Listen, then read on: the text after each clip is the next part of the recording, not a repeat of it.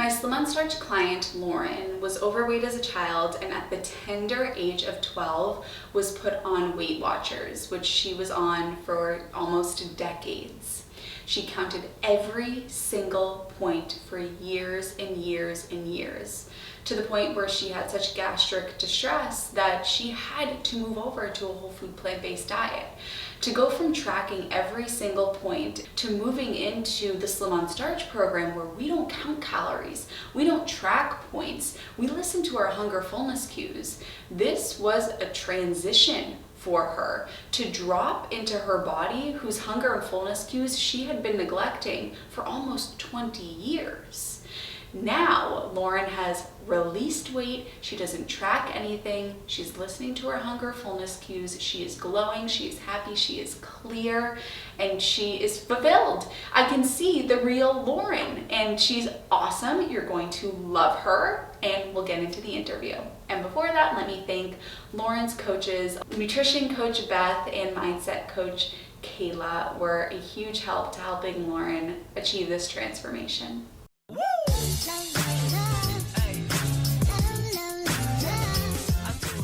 I was on a diet since I was 12 years old. I was really overweight as a kid, and that was just from, you know, overeating, eating the wrong foods. And my parents didn't want to restrict us as kids. Like, they never wanted to induce some sort of bad mentality around food by being like, you can't have this, or you're eating too much, or, whatever. So, I'm thankful to them for that, because they didn't ever tell me like, you need to lose weight. I came to that conclusion on my own.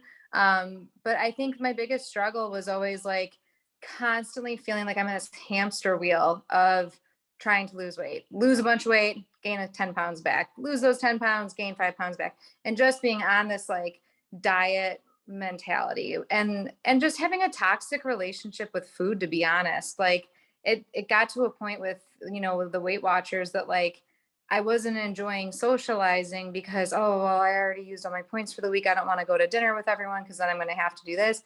We're like, now, if I want to go to dinner, I know exactly what to order anywhere I go. Like, I know if I'm on my system, that I'm going to eat whatever I want. If I'm not on my system that day, then I'm going to get a steamed potato and vegetables. But like, it just took all the anxiety out of all that for me. So that was a big struggle too.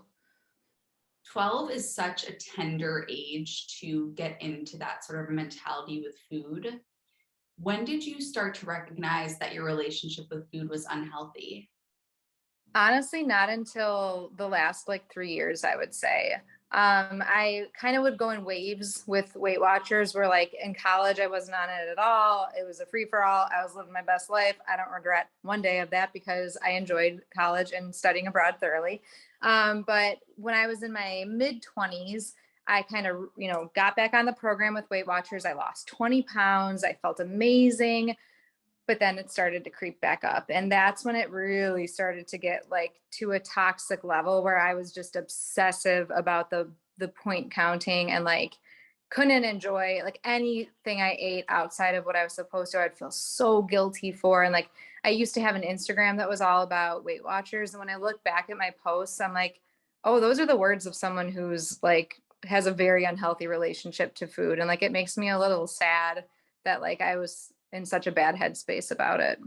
Do you have compassion for yourself at that time? You were doing the best that you could.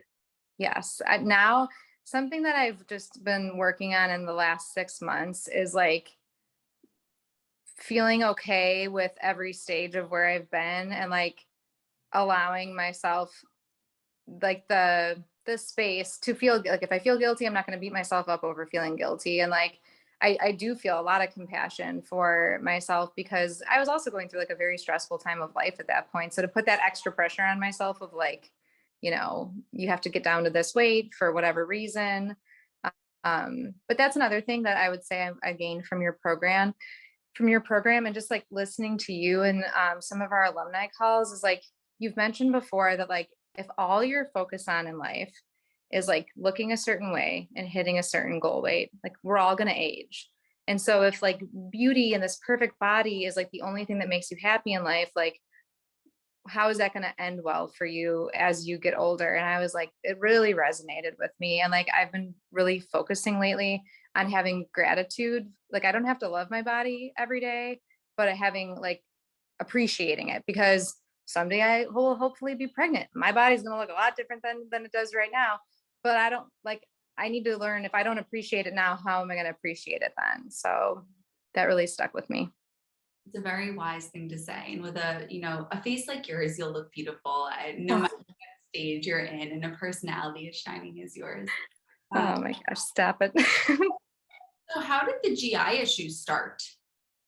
So that's been going on for about a decade. So I've always had like really uncomfortable GI issues, and I won't go into details, but it's been like a decade. I would say ever since I graduated college and started working, which is probably a lot of stress impacted.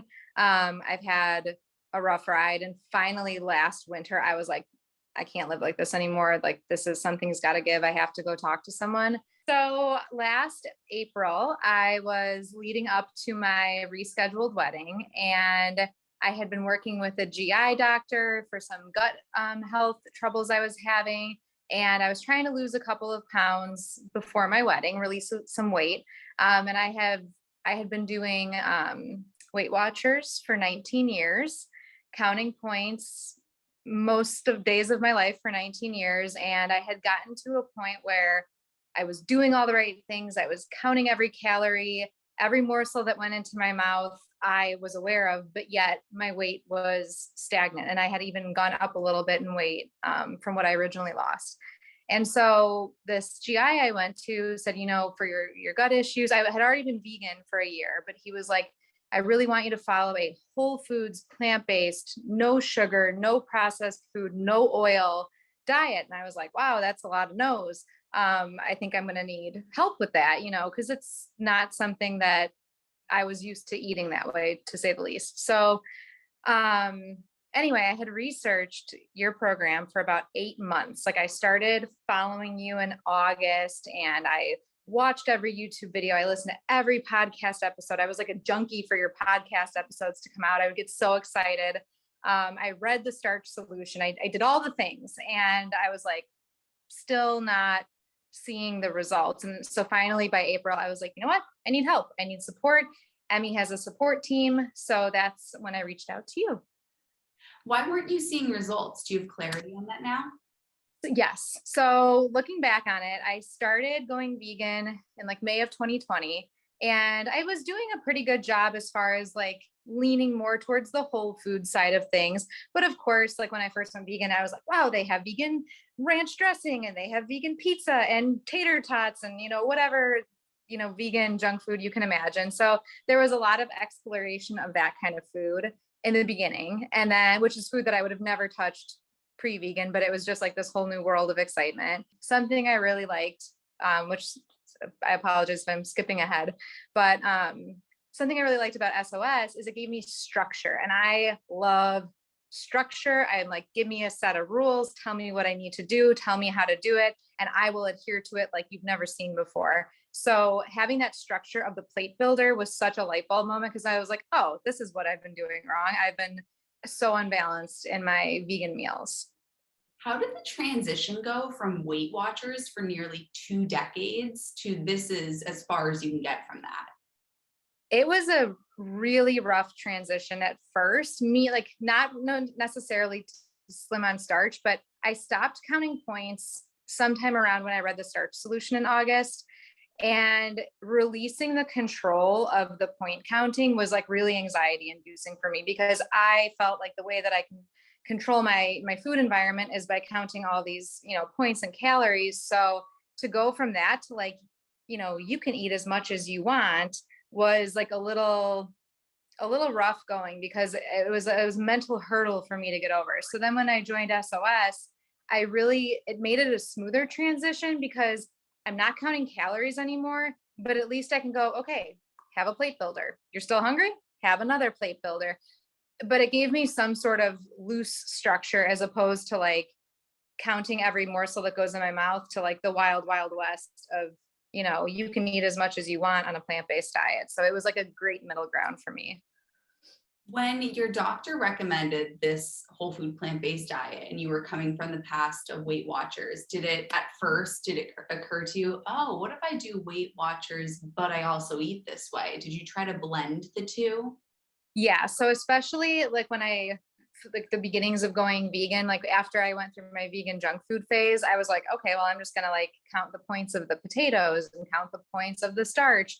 And I quickly realized that like basically Weight Watchers was telling me like not to eat these healthy foods necessarily. And like, well, I could have a 2 point bar, or I could have like a measly, quarter cup of potatoes for 2 points, depending on what old news system you're on. I've been through all of them, so who knows. And so it's like, oh, well, I'll just eat the chocolate, 2 point bar, because why would I waste it on a quarter cup of potatoes? Where now, like, I really state of like, oh my gosh, the calorie density of those things don't even come close to each other. And like learning about calorie density helped me totally release trying to blend the two. I was like, okay, I can't count points anymore. Like that's not the way to do it. Yeah, and I think it's important too to identify what it was that you liked about that program. And I think what we've learned about you is that you very much like structure and you like a Yes, rule, so to speak. So having the structure in SOS made it a safe transition from something that yep, you liked about it into something that you still felt safe with this transition. absolutely. Like structure for me, structure and accountability are, I would say, two of the biggest like things that help me with any endeavor that I'm in life.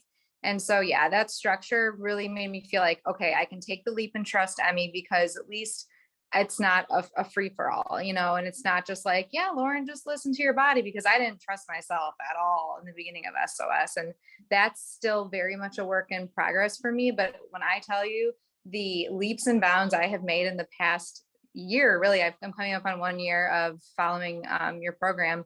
It's unbelievable just how how much more I trust myself now than I did a year ago. Well, that's a perfect segue into the next thing that we want to talk about, which is what you achieved. So let's talk about that.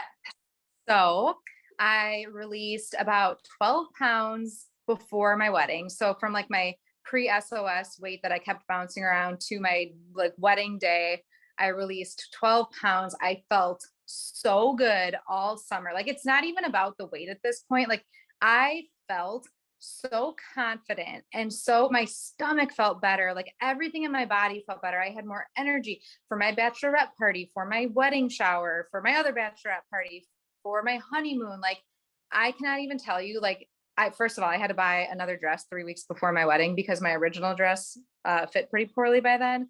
But like I found a dream dress. Like I felt like just radiating with positivity for all of those wedding events. And like that meant everything to me, because that's what I wanted ultimately, was one thing that I wanted out of the program.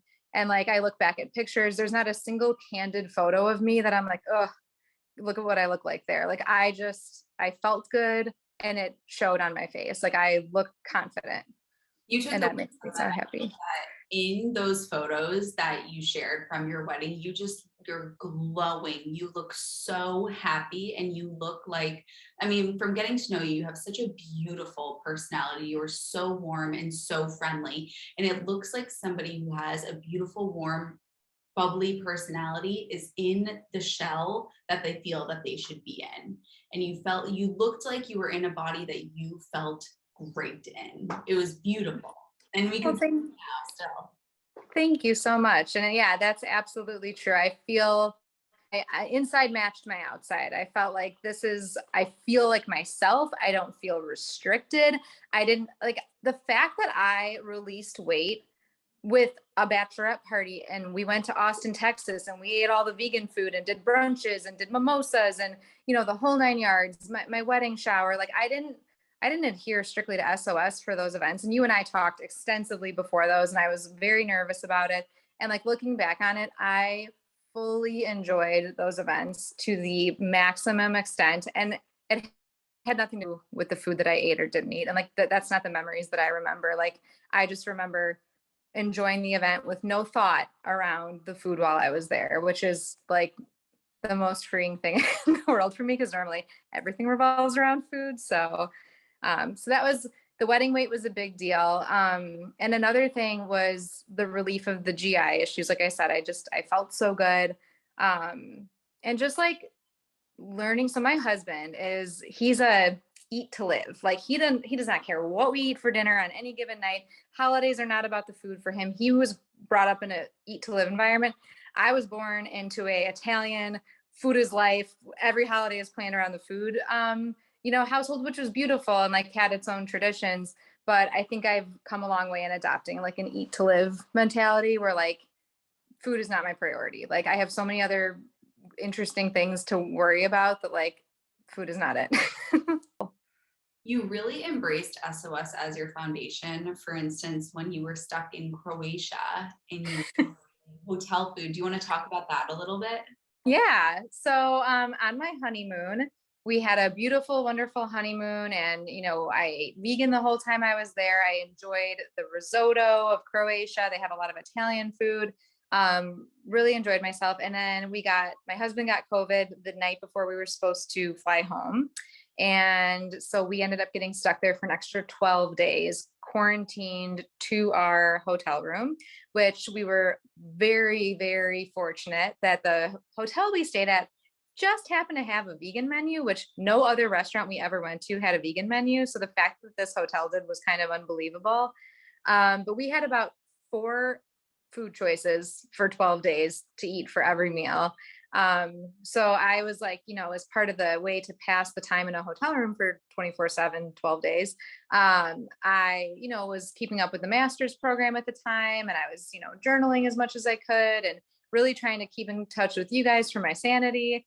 And so, you had really helped me by being like, okay, so they have fried spring rolls or they have veggie risotto. Like, let's opt for the veggie risotto. Like, so basically picking the lesser of the evils. If they have a salad, don't put the dressing on it. If, have the avocado, don't have the dressing or whatever the case is. So that was really helpful and just keeping my body feeling as good as it could. And then once I got COVID, I just drank pumpkin soup basically for 5 days. So, Yeah. but yeah, having that foundation and like coming back from Croatia and like just I was gone for 20 days on my honeymoon and coming back and just being able to immediately slip back into my SOS foundation foods. Like the weight came off, any weight I did gain came off really quickly. And like, I just immediately started feeling better when I came home. Exactly. It's the foundation that you were able to fall back on, and the world didn't end because you had to eat hotel food for a few days. And also remembering that there are SOS principles outside of just the food. We talk about hunger and fullness. We talk about focusing on primary foods, listening to what your body needs, eating when you're only truly hungry. So no matter what you're eating, you could still apply those principles. Absolutely. And like, it really proved to me that your system works because I ate bread every day for 20 days, which, previously I would have been like, this is it. I'm gaining all the weight back. It's all over. But it didn't matter because as soon as I got back on SOS, it was like it never happened. So it kind of like washes the slate clean. 100%. I was waiting on bated breath for your messages for when you could find home. It was a trying time, but it tested our marriage and we're good. Good. Another thing that I kind of like before as opposed to during, I know we already talked about like learning how to eat plate builders and balanced meals, but something that I've never ever done in my life is listen to my hunger and fullness cues because my eating has always been based on points. How many points do you have left? Oh, you have 12 points.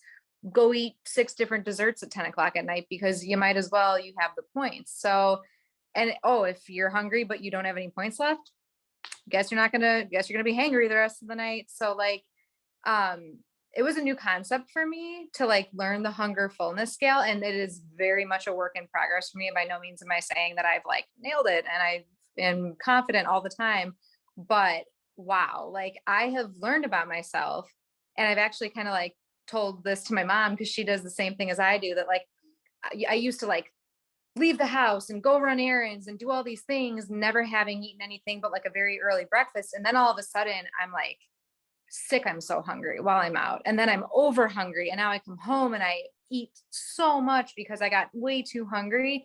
So now I've learned, like, my favorite Emmieism is eat now or eat later. If you eat later, the quantity will always be greater. So I always, before I run errands, before I leave the office around 4 o'clock, I always get kind of hungry. I have a mini meal before I do anything now. And that's like my insurance that I'm not going to get hangry, while I'm out and about. And that's just better for everyone. How did you let yourself sort of surrender to hunger fullness cues after decades almost of counting points? Where did you even start with that? That's a great question. I feel like actually putting my food in the healthy app and making myself think, how hungry am I before I eat this? How full am I after? Was the first step in making me consciously think about how hungry am I right now? And also the like kind of litmus test of, would I eat a vegetable right now? So then that's how I know if my eating is coming from boredom or stress, or if it's coming from true hunger. Because if I don't want to put broccoli in my mouth, then I'm not hungry. Because there has been times where I am so hungry first thing when I wake up in the morning that like I will eat leftover cold broccoli out of my fridge because I just need to eat something because I'm so hungry. So like that helps me learn like my hunger cues. And then as far as fullness goes, that's a big one for me that I'm still working on. I tend to like feel like I need to like really be full. So something that I'm working on right now and that I've worked on during the program is like the analogy you give of like being in an ocean. Like you don't have to get out of the ocean, get to your car, dry yourself off and drive home. You could just like step out of the water. So I'm learning to step out of the hunger water and just be like, okay, I'm comfortable. I can always eat again later. So that's kind of my new mantra is like, the food is always there. You can always eat it later. Absolutely. You spoke a little bit about coming from a big Italian family. Food is everything, food is love. And I know that you're very close to your family. How did you navigate this now that we're switching over to more so life is everything and food is just what allows me to live a full life? Yeah, so my mom and my family are so supportive of me, and like my mom will make me oil-free, SOS friendly meals. Like even for Easter, she made me my own like SOS roasted vegetables and stuff. And so now like I always eat a meal before I go to a holiday or a family event just to have like the insurance that I'm not going to be starving to be snacky when I get there. My family and my husband's family is super accommodating to me. And if anything, I just bring my own food sometimes to things now. And because at the end of the day, I don't care. Like I'm not at Easter because I want to eat all the snacks and all the food. Like I'm there because I want to spend time with my parents and my sister and brother-in-law and my dog. So it's just, I think my mentality has changed where like I look forward to like, what games are we going to play? What activities are we going to do? And then my family is super supportive of like making sure I have SOS food or not caring if I just bring my own. Mhm. And something else that we talked about was the tradition that you have with your husband for, you do your sushi Tuesdays, is it? Thursdays. Sushi Thursdays. You want to talk a little bit about that? Yeah. So prior to SOS, me and my husband, every Thursday, it kind of became a thing that we would order from our favorite sushi place because they have amazing veggie rolls, like just simple ones, but they're just like, they always have like the perfect avocados and like fresh veggies. And it was just like our kind of Thursday treat to ourselves. Like we don't have to cook, we don't have to worry about dinner. We just get sushi and that's it. So now I've kind of worked like at least one sushi night into my system. So that way during the week, like I know I can always have my sushi night if I really want it. Right. So it's taking the things that help you have a very healthy relationship and not eliminating them because, oh, it's not 100% SOS. We can move things around a little bit. There's always an answer so that we can preserve what's Yeah, most important, which is for you to have a healthy relationship and have some time to relax with your husband. absolutely. And I will say too, like another thing that I think the Croatia experiment, if we want to call it that, helped this too, is like I went on a long weekend vacation this past weekend to visit my friends in Arizona. And previously I would have been like, oh my God, what are we going to eat when I'm there? Like, am I going to gain weight that weekend? And I just like showed up and enjoyed myself and ate when I was hungry and stopped when I was full and didn't beat myself up because I couldn't eat my normal breakfast. So I had avocado toast, and like the weekend had nothing to do with the food in like the best possible way. And it just was like such a freeing, I think I've used that word like 6 times now. SOS has made me feel very free. I think that's, free from like the food just controlling every event in my life. And that's an amazing feeling. I was talking about this a little bit earlier, how there's Maslow's hierarchy of needs, and food and to be fueled is a basic human need. And if we don't fulfill that need, then we can't do anything. We can't tap into anything. So now that that is taken care of for you, you can truly be present in your life. And when you go and visit friends in Arizona, you're visiting the friends, you're in Arizona, and the food is just in the background. Exactly. Actually, it's my best friend that lives out there, who she moved out there a couple years ago. She actually commented during the weekend. She's like, you're like a different person. She's like, you with this like eat to live. She's like, I've never seen this before. And she's one of those people who's never been on a diet. She's never had to. Her relationship with food is super healthy. She's Greek and Italian. She has all the food traditions with her family, but like just it happened in a very different way for her than for me. And so she was like, wow, like, cause it's like, she was like, okay, so let's plan all the dinners. I'm like, yeah, I don't care. Wherever you want to go is fine. And she's like, really? Like what, so she just noticed that there was like this shift in me that like, there was zero priority for me and my husband around the food. Lauren, that makes me so happy because I've gotten to know you and you were just such a gem. You were so great to work with. We were so sad when your time ended because you're so great to work with. And so to hear that before this, you were clouded, that breaks my heart. And I'm so happy that you're free now, because the free version of you is an 11 out of 10. Well, thank you. It feels like an 11 out of 10. I will say that. So, and that's not the first time. I saw her this summer as well, like during my wedding festivities. And she also commented then on just like me and my relationship to food, because she's known me forever. So since I was born. So she's seen me go through all of the ups and downs of dieting. And she's never understood like the diet mentality, because she's never had that. So for her to comment that like she notices a change in my mental health around food is everything. What about your husband? What has he noticed? He notices that I don't ask him what we're going to have for dinner every night anymore, and that's not the stressor of every day. Like he loves that, like we just heat up something quick. Like he loves not having to think about like a recipe to make or have to answer questions of like, well, what do you want? What do you have a taste for? So he loves it. He is a big fan of just, like I said, he's super eat to live guy. So like he could care less about food ever. So he's, he sees a noticeable difference. And just like I have time for activities now, which if you don't mind, I want to transition into this because this is something that I wanted to talk about. I did not realize how much planning and cooking meals took up of my mental capacity in life until I started learning about primary foods from you and like doing all this exploration of like my hobbies and interests. Emmie, I have taken a ballroom dancing class since starting your program, a writing class, a crochet club I was in for a while. Like there's so much more room for activities, to quote Step Brothers. It's just like unreal. Like the amount of time I used to devote like to just meal prepping and dinner prepping. And now like dinner and lunch and the thought I put into what I'm going to eat during the day takes like a total of 6 minutes out of my day. And I can relax after work and like do other things and have time to take a writing class on the weekends because I'm not cooking elaborate meals. And I love that part of the program. Like that has brought so much joy and just like interest I never realized I had into my life. That makes me so happy because the people that tend to come to SOS are very intelligent, capable people that are busying their mind with such elementary things like food and what I'm going to eat. And somebody like you, there's so much more that you could do. You can ballroom dance, you can crochet, you can write. There's so much, and I know you love to write. There's so much more there for you. And finally, you can tap into it.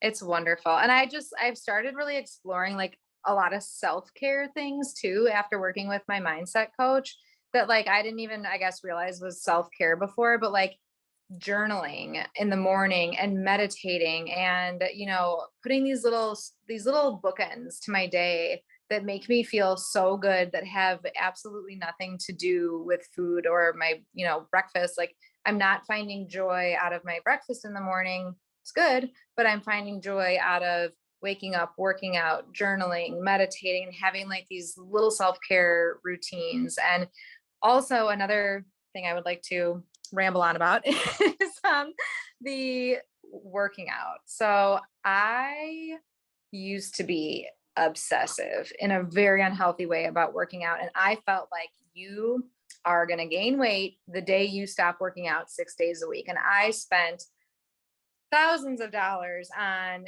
personal trainers and gyms and memberships and this and that. And oh, Orange Theory is going to be the answer. Now this is going to be the answer. Now, whatever. And then I threw my back out like about a year before I started, or probably 8 months before I started working with you. And I couldn't work out.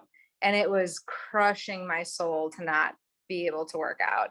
And so by the time I started working with you, right away, you were like, oh, you don't have to, like, we're not going to focus on working out during SOS. And I was like, well, how is that going to work?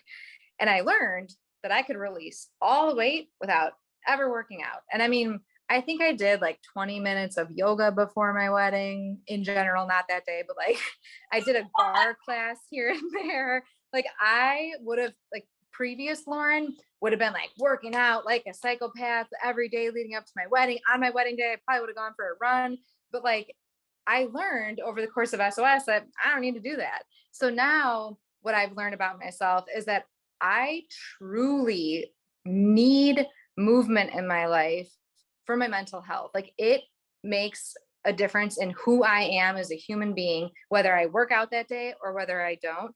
But instead of like doing these like HIIT workouts that I hate and like burpees and I just dread the whole thing, I found that I love riding a Peloton and I love spin class. And so I hop on that bike like with a smile on my face every morning at 5 a.m. I can't wait to get on it. I have friends who are on it. And like some days I do like a 30-minute HIIT class because I want to. And other days I do a 20-minute Disney ride because that sounds like fun. And either way, I don't beat myself up. And if I want to take 4 days off, I take 4 days off because I know it's not about weight loss anymore. It's only going to help my mental health, which actually gets me to ironically work out more than I used to because I see the mental health benefits as opposed to like, why don't I have abs yet? Why don't I have toned arms yet? So it's just like, wow, like that has totally done a 180 for me. And it's actually made me more into exercise, but in like a completely opposite way of what I used to be. And I love it now. I saw you posted on your Instagram story that one of your friends had posted the Peloton and she was doing it with you. And I loved that you were using that as a way to connect with others and to build a bond, as opposed to, I need to do this because I need my body to look a certain way. Yes, it's been unbelievable. Like I have a friend in the city who I never see in person, but we ride every morning together. We text every day because of it. We're very close because of it. And I have a whole group of women who half of them I had never even met in real life. It was like friends of friends of friends. And one day they planned to do an in-person spin class at a studio and we all got to get together and meet each other. And like, it was just the most like heartwarming, adorable, like girl tribe you've ever seen, because it was just like, we all support each other. We're all accountability buddies. And then we finally all got to like actually meet face to face and see all the acquaintances. And like, it was just so fun. And it had, again, it's like a primary food that has nothing to do with food or drinking or, that kind of socializing. It was like our socializing was to all go to the spin class together. And it was really cool. And I'll tell you what, I bet before SOS, if you had done that, it would have been, are we going to eat somewhere after? Do I have to save up points for it? Yep. And now that probably just isn't even a thought.